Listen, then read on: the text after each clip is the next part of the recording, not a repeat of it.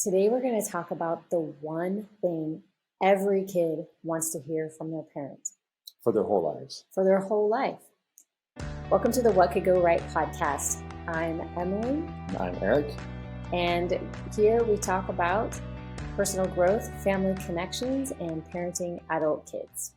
After recording that podcast episode, we realized that we did not turn on these really beautiful, luscious sounding microphones. So the sound is a little bit less awesome, but still totally easy to hear.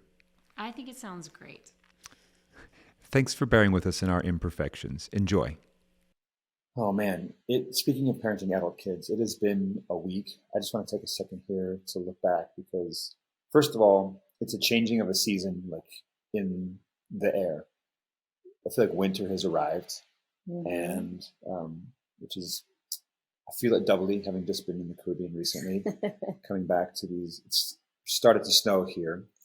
Erik has been taking people sailing on some scouting trips to find new areas where we can take people sailing to talk more about life design and life planning. And he did just two back-to-back groups in St. Lucia. So don't feel bad for him, but yes, winter's coming on hard. It was good. If you want the skinny, go check out social media, Instagram and Facebook. Lots of pictures there. But yeah, it was for the awesome factor. It's a little bit of work, but it's also a lot of awesome. So anyway, it's good to be here. And also, I'm just thinking, because we're in this space and we had a party here for our son, Eli, who turned 18. And for us, that makes 4 adult kids over the age of 18. And it's just been, and it's been coming fast. We're doing weddings. We're doing, getting into college and, starting classes. And it's just been a lot of. Let me just try to recap. So in this past 8 weeks, and most of it happening in the past 1 week, we had a daughter who came home from an 18-month service mission. 9 days later, she got engaged to be married. Think whatever you want about that. This guy is incredible, and they've been friends for a long time.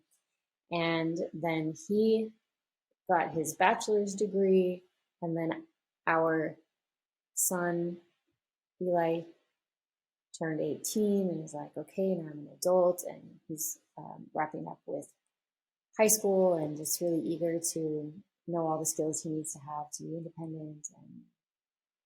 And anyway, for us, we've been like, oh, we're celebrating this, we're celebrating that. I call it our season of Jubilee. So it's the perfect way for us to go into the Christmas season. Is already so much celebration. Hey, at the very least, 4 out of 4, our kids made it to adulthood. So We're starting to think, do we still need life insurance? Those are the kinds of questions that we're asking ourselves now. Anyway, okay. I'm going to tell a story. Yeah. All right. A long time ago, I turned 16. And when I was turning 16, I knew that I wanted to have a car. I wanted to buy a car because one of the things that I valued the most in my young teenage years was my independence. And just so you know, prior to that, prior to having my driver's license, I would just ride a bicycle everywhere so that I didn't have to ask for a ride, and I could just go whenever I wanted. And I would ride dozens and dozens of miles all over the area to see friends and come and go to school. And anyway, but I was pretty excited to get my driver's license, which I did. And I had a friend in high school whose grandparents were selling a old 1974 brown Volkswagen Rabbit, which I think if I were to buy it now, it would be considered a classic car. But it was just considered an old car at the time. It was an old car, and it was stick shift, and it had seats that had all the padding had gone out. It was just like springs with fabric over it. And I can witness to that because I did take like a 10-hour road trip with you sitting on one of those springs. Lucky you. Yeah. Lucky lady. That's love. Okay. So, and they were selling it for $500, which I happened to have because I was delivering these things that we used to have called newspapers, and I would get paid for that. And anyway, I mowed lawns and had a newspaper route. And so I had some cash and I was buying this car, and I can't even remember how I got to their house now that I think about it, but I got over to their house. Maybe you rode your bike. Maybe. You know what? I might have, because I was there by myself. Yeah. And I gave them $500, which was everything I had in savings. It was all my money. I'm already kind of getting a little emotional about this. Okay. It was a big deal. I bought this car, and one thing that hadn't really occurred to me was that I didn't know how to drive stick shift. And this was a manual car. Had not occurred to anybody, apparently. It did, yeah, nobody was like, oh yeah. It was assumed everyone knew how to drive a manual transmission in those days. And so my dad had said the first thing you want to do is just drive it from from your friend's house to the DMV and register it to make it legitimate and insured and all that. And I was like, okay. So I get the car, and I think my friend's grandfather just sort of gives me some instruction verbally, like, clutch out, and I was like, oh, okay, yeah. And I barely make it out of the parking lot because they lived in this apartment complex, and I get out of the parking lot and I go onto the main road, which is big. It's 6 lanes, 3 each direction. It's a main road, but I stay in the right-hand lane. And I'm telling this partly because it happened around Christmas time. And I was driving down this road, sort of, going with the flow of traffic. And once you're going, obviously with a stick shift, you just got to keep your momentum going. It's when you slow down and when you're starting up that you have to really know what you're doing. Anyway, the route between where I bought the car and the DMV drove straight past the mall. The mall. The mall. And the mall, and this was also happening around rush hour. So I'm going to sort of, to paint a picture here, it was probably 4:30, 4 o'clock, between 4 and 5 in the Washington, D.C. area. And it was also just a couple days before Christmas. So imagine sort of at the mall.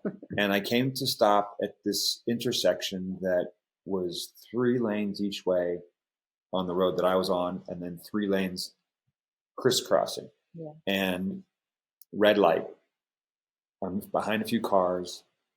It turns green, they all go, and I'm like putting it in first and letting out the clutch. And anyway, I stall out before I get into the intersection, and everyone's honking, and but I'm like, okay, I got to the front of the line, and then I get it back in neutral, go to first, and then I get a green light. I start to ease out on the clutch, and this time I stall out right in the middle of the intersection, and now everybody from 4 directions is honking at me because I'm completely jamming up traffic. I'm completely flustered. I'm by myself, and not that I would call anyone, but this was before the days of cell phones where it's like, hey, can you come help me? I'm just, I think I contemplated getting out of the car and just pushing it through the intersection, which probably would have been even more dangerous.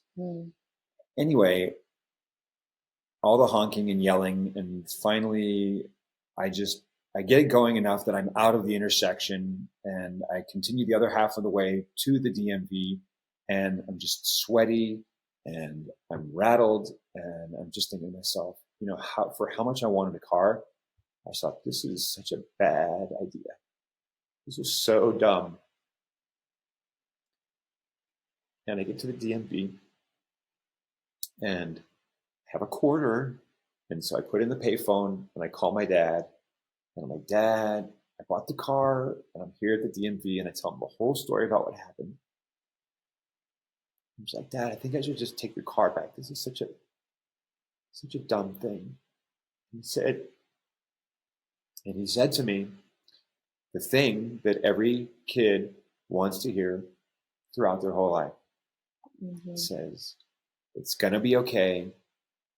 You've got what it takes. Just go ahead and register the car. Every kid doesn't want to hear, go ahead and register the car. What they want to hear is, you've got what it takes. I believe in you. And my dad didn't say those exact words, but that's what he was saying. His message was, he said, I believe in you. You've got what it takes. He told me, go ahead and just register the car. It's going to be fine. Sorry, I got a lump in my throat here. Anyway, I did register that car. And as Emily can attest, I had that car for a long time, and because I didn't meet her when I was 16. But when I came back from my freshman year of college, she and I took a road trip up to New York, and that's when she rode those 5 hours up, 5 hours back in that car that had no padding seat.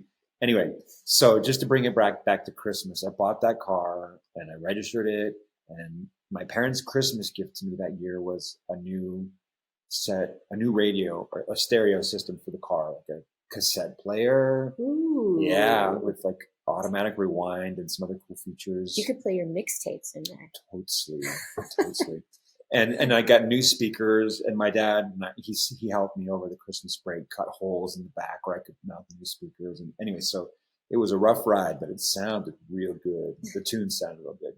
And I made a lot of really beautiful, fun, adventurous memories in that car.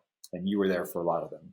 Mm. So anyway, Emily, thank you for listening to me tell that story. Sorry, I got a little teary, but it just hits home every time I talk about it. I can say one of the things that I love about that story, and I wasn't expecting it when you started telling, is how you said you gave all your savings to buy that car, and just how you had this idea of what a car could mean to you and what kind of life you could have if you stepped into car ownership, and you were willing to take all those hours and gamble everything on this used car with no sound system and no padding, that this trade-off was going to be worth it. And then once you crossed the threshold and you actually had, so first of all, I love that you were like, I'm willing to trade what I have, what I know, like my security, everything I've,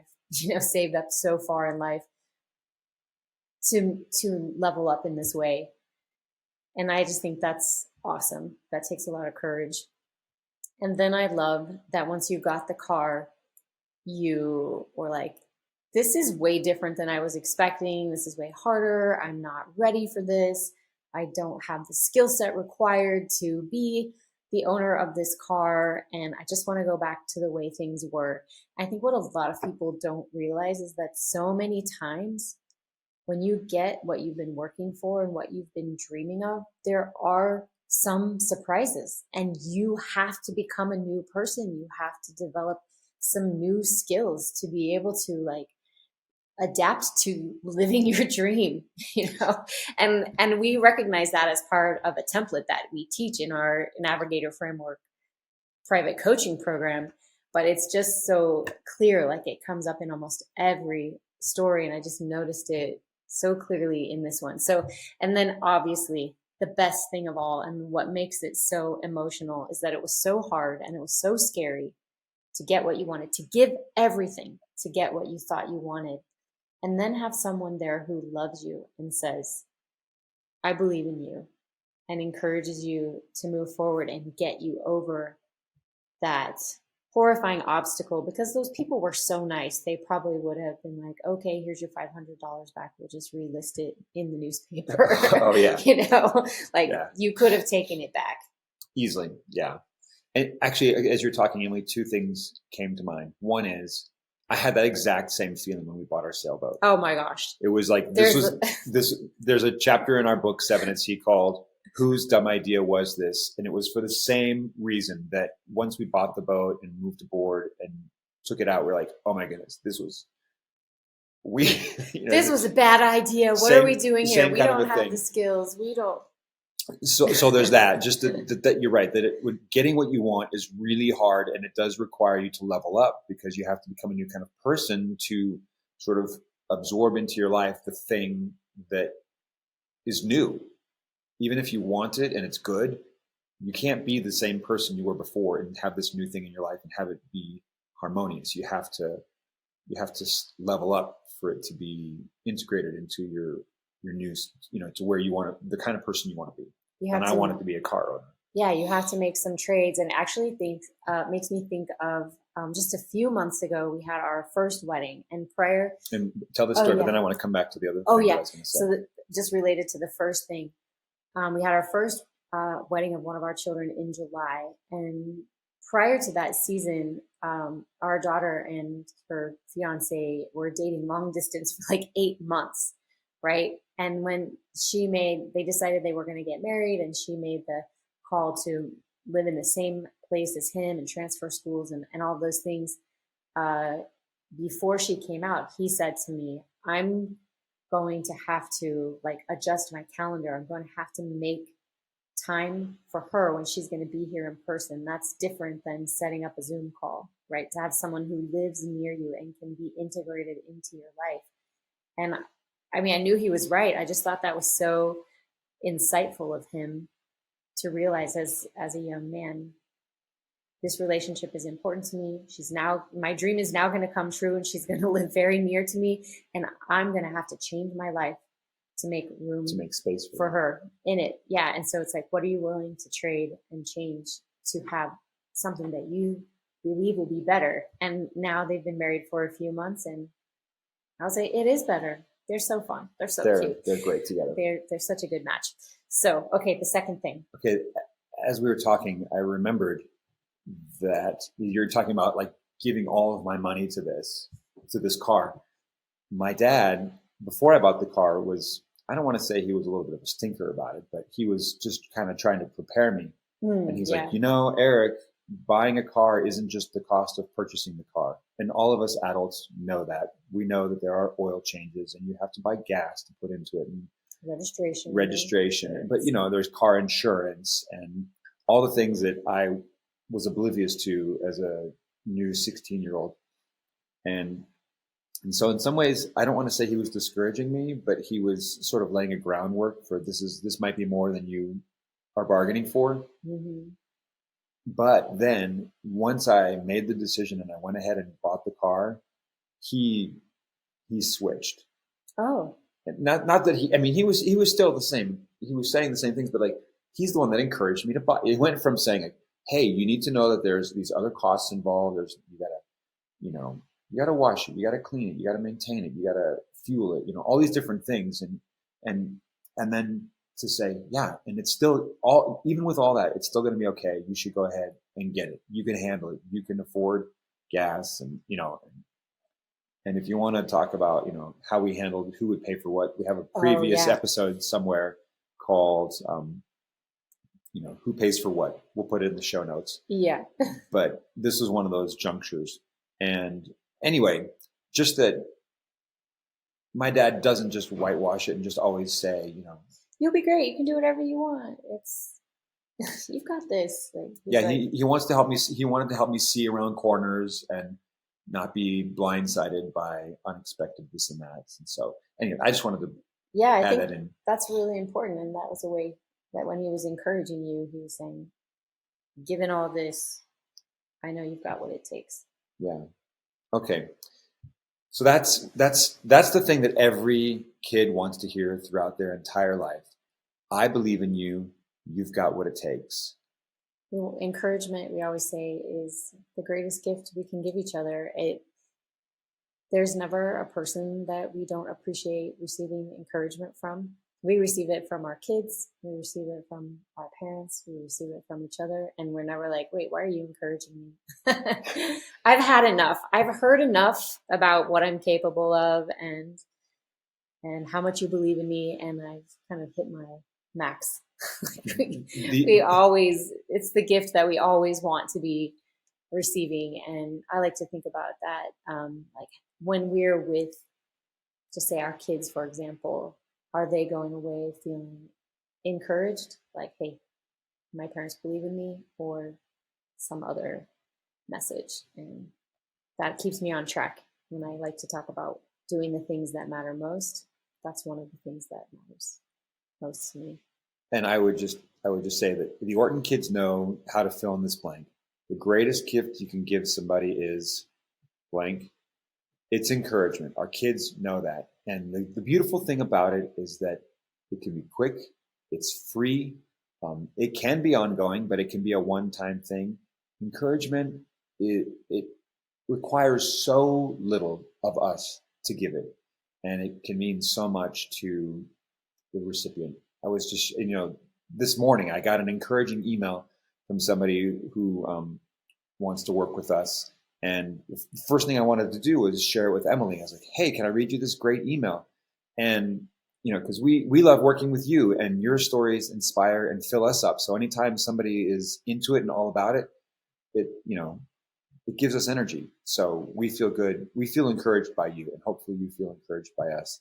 Is there anything else that you want to say about encouragement? There is. And I think it's that maybe my theory is the reason we always are happy to receive encouragement, and we always need it, and it always feels like it's coming at a good time, is because the default setting of the world that we live in is worry, fear, distraction, and increasingly just comparing ourselves with others in a negative way, and always feeling like small, or what am I here to offer? What do I have to give? Am I enough?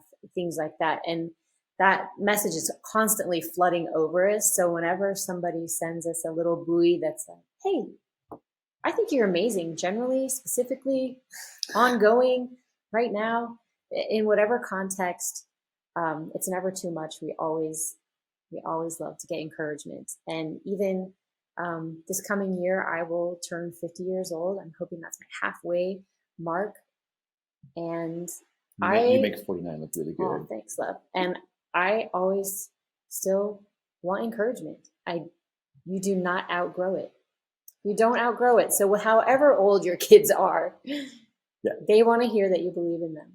I was on the phone with my dad this weekend. We don't talk all the time. It's a couple times a month. But we got on the phone this weekend, and he, once again, was encouraging.